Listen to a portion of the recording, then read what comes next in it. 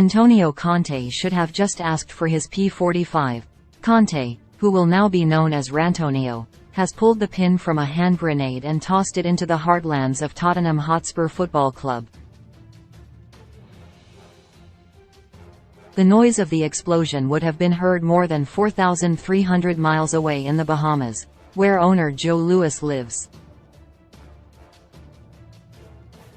But the main damage has been done closer to home, and leaves chairman Daniel Levy having to sift through the wreckage of the Italians' one-man demolition job, hoping to find some things that haven't been destroyed.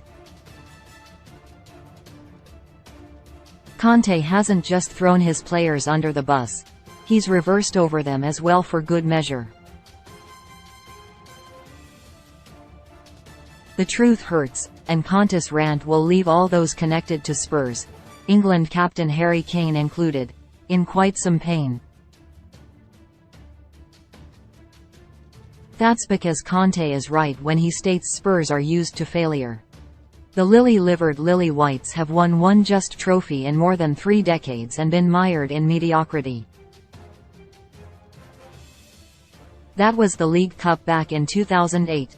Since then, serial winner Conte has landed 8 trophies as a boss elsewhere, to go with the dozen he won with Juventus as a player. But while it would be tempting to suggest Conte is too good for Spurs, he has to shoulder some of the blame when it comes to his side's continued failings. Every sports team on the planet is a reflection of its manager or coach. His job is to motivate his stars, but he hasn't been able to do it, all the while making it clear he has no intention of extending his contract this summer. And to make matters worse, he remains as combustible as they come. His public persecution of all things Spurs will go on to become iconic, but is the perfect example of why Manchester United chose Erik ten Hag over him when looking to appoint their next manager. Spurs might still be in the thick of the top 4 race, but Levy should sack Conte because it's clear his position is now untenable.